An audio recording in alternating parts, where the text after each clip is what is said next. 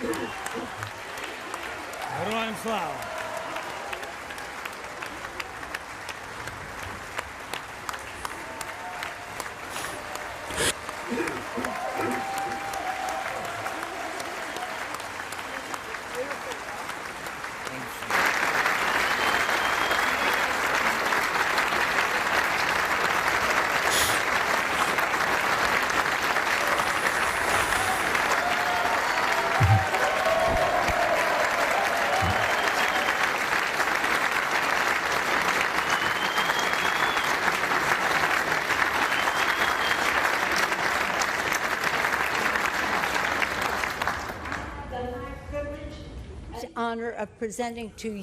Для меня огромная честь представить вам Владимира Зеленского, президента Украины.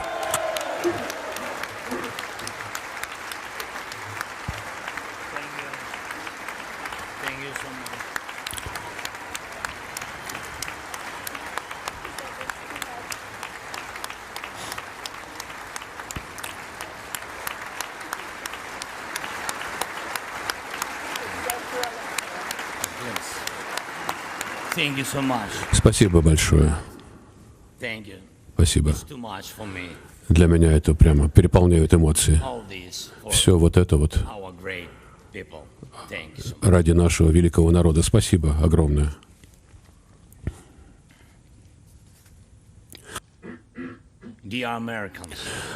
Дорогие американцы, во всех штатах, городах и районах, все те, кто ценит свободу и справедливость,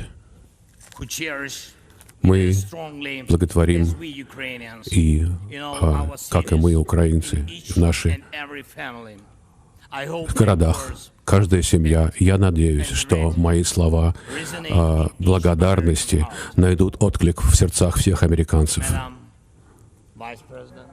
Мадам вице-президент, мадам спикер, я благодарю вас за ваши усилия и за помощь Украины. Мадам спикер, вы храбро посетили Украину во время полномасштабной войны, в самый разгар войны. И спасибо вам огромное, спасибо вам большое.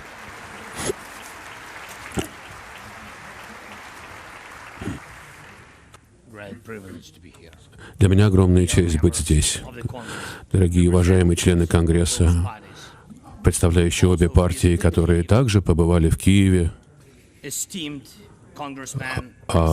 уважаемые конгрессмены и сенаторы, представляющие обе партии, которые еще посетят Украину, я уверен, в будущем, уважаемые представители диаспоры,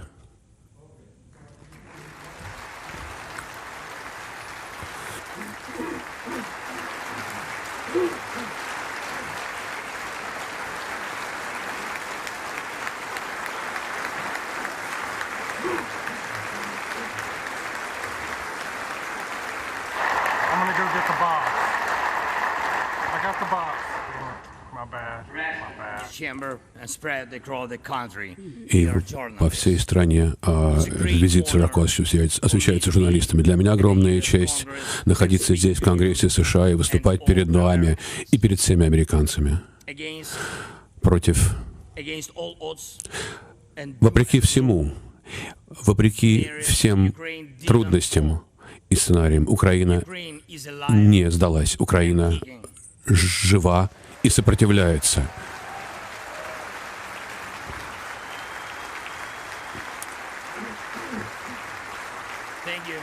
Спасибо.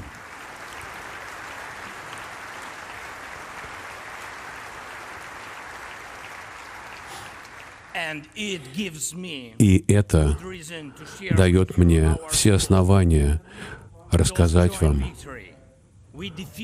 что мы победили Россию, побеждаем Россию прежде всего в глазах всего мира. В нас нет страха, и никто в мире не должен бояться. Украинцы добиваются этих побед, и это вселяет в нас храбрость, которая вдохновляет потом весь мир.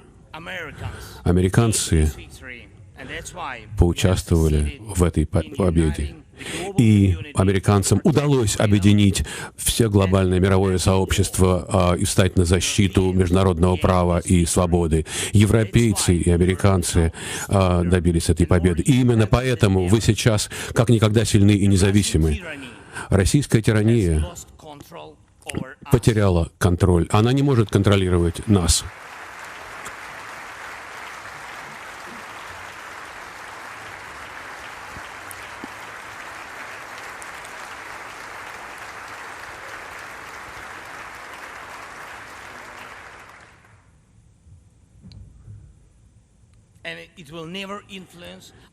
И это никогда не повлияет на нас. Мы должны делать то, что необходимо для того, чтобы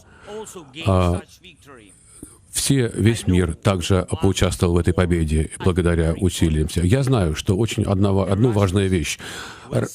Россияне тоже, у них появится шанс быть свободными только тогда, когда они победят Кремль в своих умах.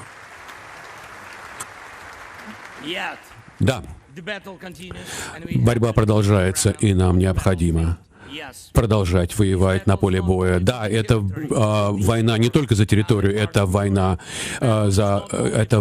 не только за жизнь и смерть, это за свободу и безопасность всех украинцев и любой другой страны, и любого другого народа, который Россия пытается покорить. Эта борьба, от нее это будет зависеть, в каком мире будут жить наши дети и внуки. И тогда еще их дети и внуки. От нее будет зависеть, будет ли Украина демократической страной, будет ли Америка демократической страной и весь мир.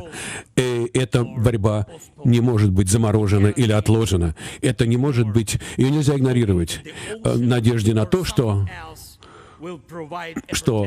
кто-то, океан или что-то еще обеспечит защиту для США и Китая, и от Африки до Австралии. Война, все взаимосвязано, мир взаимосвязан, и страны зависят друг от друга, и никто не может оставаться в стороне, и не может чувствовать себя в безопасности, когда такая борьба продолжается. Наши две страны, наши два народа являются союзниками в этом борьбе.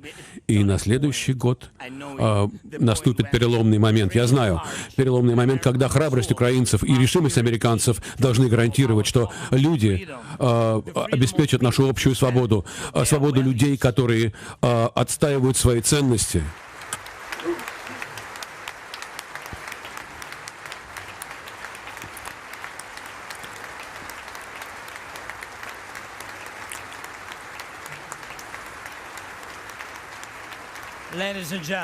Дамы и господа, американцы, вчера, перед тем, как я приехал сюда, в Вашингтон, я был на передовой, на линии фронта, в Бахмуте, и знаете, это мы пытаемся удержать наши позиции в Донбассе. Российские военные и атакуют постоянно, безостановочно Бахмут с мая месяца. Они обстреливают его день и ночь, но Бахмут выстоял и держится. В прошлом году 70 тысяч человек жили там, в Бахмуте, в городе, а сейчас только небольшое количество гражданского населения осталось. Каждый дюйм земли пропитан кровью. И постоянно, каждый час люди слышат грохот канонады, звуки выстрелов. И по нескольку раз в день они слышат разрывы снарядов. Но Украина и Донбасс, и украинский Донбасс выстоял и выстоит.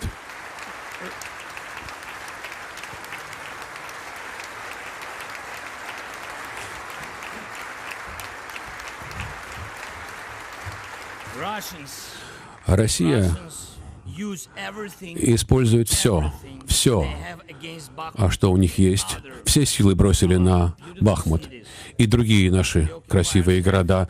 Оккупанты добились серьезных преимуществ в плане артиллерии. У них есть преимущество в плане боеприпасов. У них гораздо больше ракет. и самолетов, чем когда-либо у нас было.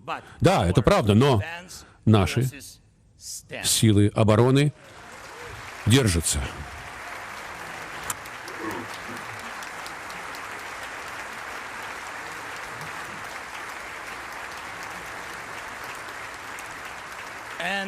И мы все мы гордимся ими. Тактика России примитивная. Они все разрушают, что видят. Сжигают города, посылают уголовников на войну. Они бросили все против нас. И вся эта тирания, все они бросили на борьбу со свободным миром.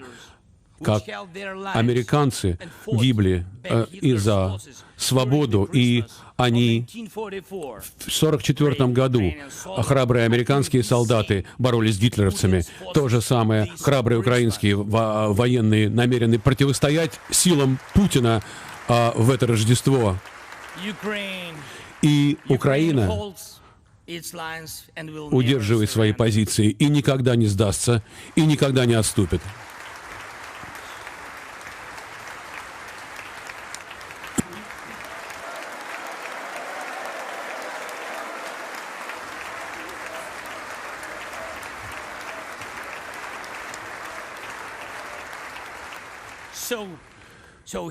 Поэтому здесь, на переднем крае, тирания, которая не ценит жизнь человека.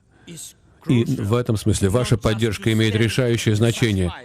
Не просто в военных действиях, но необходимо нам дойти до переломной точки и добиться перелома. Да, у нас есть артиллерия, спасибо вам. У нас есть это. Но достаточно ли это? Честно говоря, нет. Вообще-то. Для того, чтобы обеспечить того, чтобы Бахмут стал не просто цитаделью противостоящей российской армии, но чтобы российская армия полностью ушла, и необходимо больше боеприпасов. Как и при битве при Саратоге, битва при Бахмуте изменит весь ход войны, всю траекторию войны и нашу борьбу за независимость и свободу.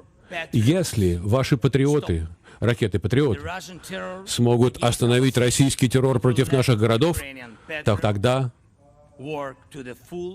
украинцы смогут приложить все усилия для того, чтобы защитить нашу демократию. Когда Россия не сможет достичь наших городов, но они пытаются уничтожить наш артиллерией, ракетами. И более того, Россия нашла их политика геноцида, они проводят, нашли себе союзников. Иранские беспилотники закупаются Россией сотнями, и это представляет угрозу для нашей критической инфраструктуры.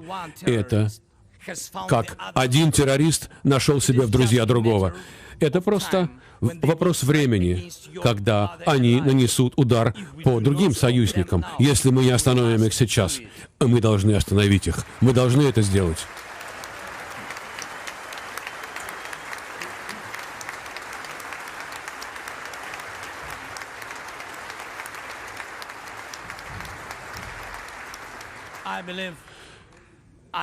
Я верю. Я считаю, что не должно быть никаких табу в отношениях между нами и союзниками. Украина никогда не просила, чтобы хотя бы один американский солдат воевал на нашей земле. Я хочу заверить вам, что украинские солдаты прекрасно могут управлять американскими танками, самолетами сами.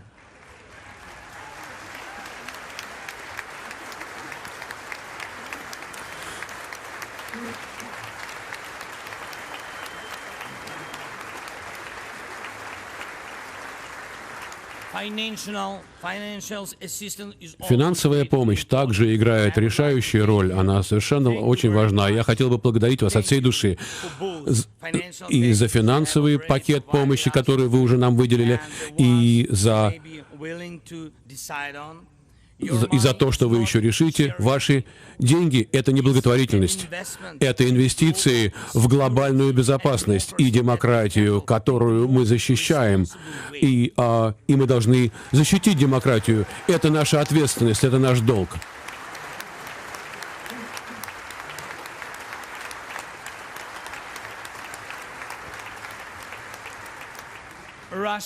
Россия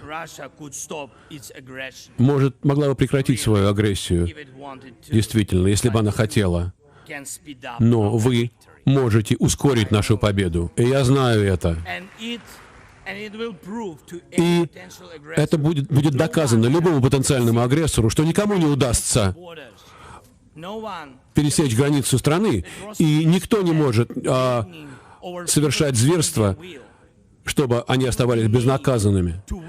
Было бы наивным ждать мирных усилий от России, которые нравится быть государством-террористом. Россия до сих пор отравлена, и умы россиян отравлены Кремлем.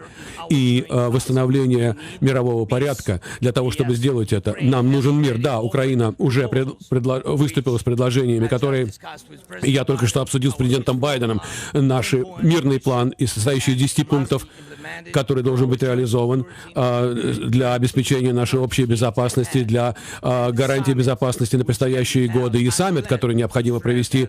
И я рад отметить, что президент Байден поддержал сегодня наши мирные инициативы, и каждый из вас, дамы и господа, может внести свой вклад в реализацию этого плана для того, чтобы американская помощь оставалась стабильной, и необходимо обеспечить поддержку со стороны обеих партий и со стороны обеих палат Конгресса. Спасибо вам.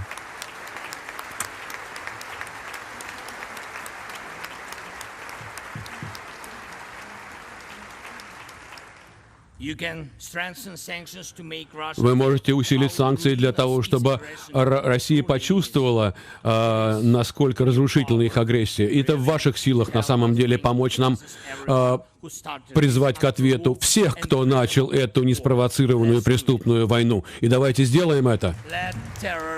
Давайте сделаем так, чтобы террористы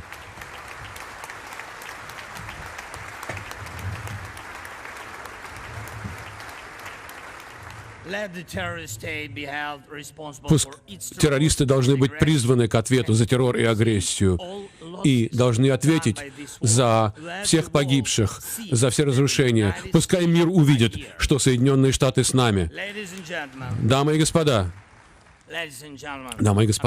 американцы, через 2 дня мы будем праздновать Рождество.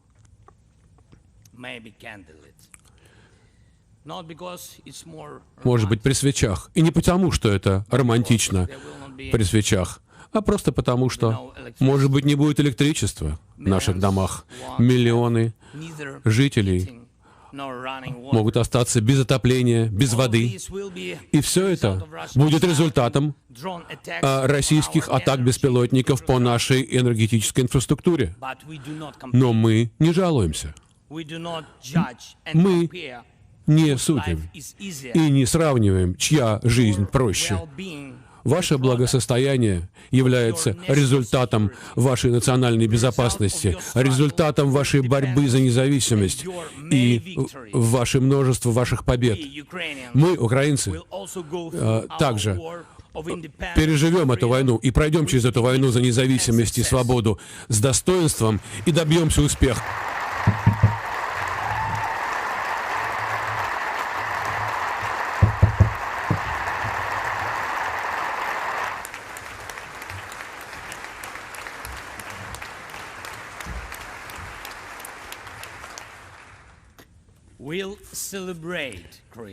Мы будем праздновать Рождество. Будем праздновать Рождество, даже если не будет электричества. Но свет нашей уверенности, в себе, в нашей победе. Его невозможно погасить. Если российские ракеты нанесут новый удар, мы сделаем все для того, чтобы защититься. Если они бросят вперед иранские дроны, и нашим людям придется прятаться в бомбоубежищах накануне Рождества, украинцы все равно соберутся за праздничным столом и будут приветствовать друг друга. И нам не нужно даже говорить о наших личных пожеланиях, потому что мы все знаем, мы хотим одного в это Рождество — только победы.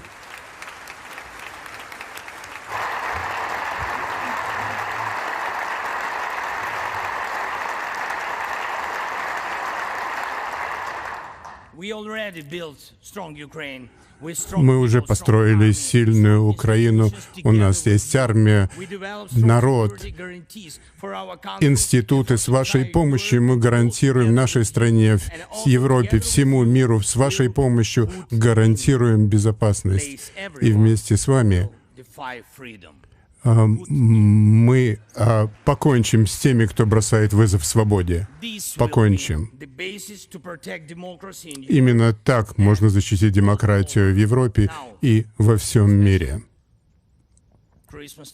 Сейчас особенное время, Рождество. Я хотел бы поблагодарить вас, всех вас. Поблагодарить каждую американскую семью, которые заботятся о теплоте собственного дома и желают, чтобы дома других людей также были теплыми и приветливыми. Я благодарю обе партии, Сенат, Палату представителей за вашу неоценимую помощь. Я благодарю ваши города, ваших граждан, кто поддерживали Украину и поддерживают наших людей, принимают у себя.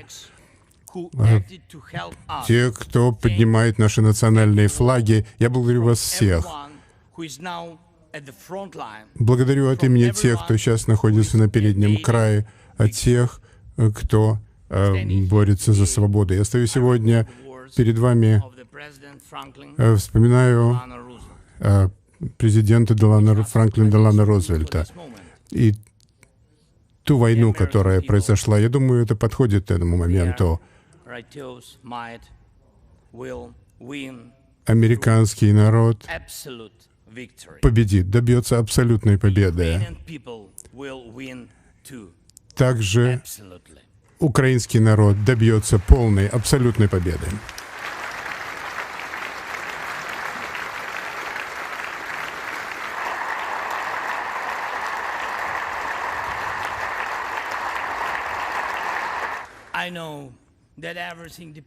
Я знаю, что все зависит от нас, от наших вооруженных сил, но многое зависит от всего мира. Ведь многое в мире зависит от вас. Когда я был в Бахмуте, это было вчера, наши герои преподнесли мне флаг, боевой флаг. Это флаг тех, кто защищает Украину, Европу, весь мир за счет собственных жизней.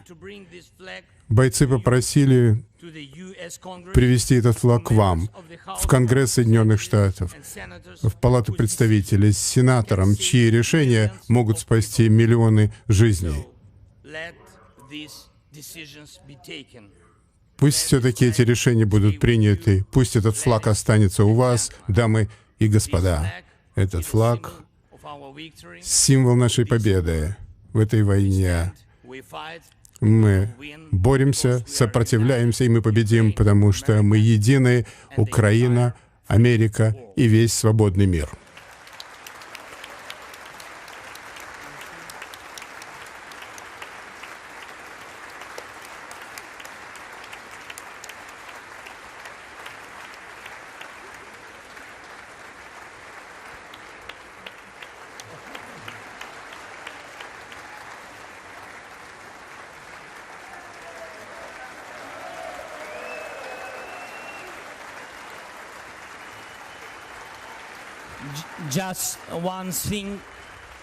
И вот еще одно, с вашего позволения, последнее. Большое спасибо Пусть Бог защитит наши войска, наших граждан, наших жителей. Пусть Бог благословит Соединенные Штаты. С Рождеством вас. И пожелаю вам нового победного года.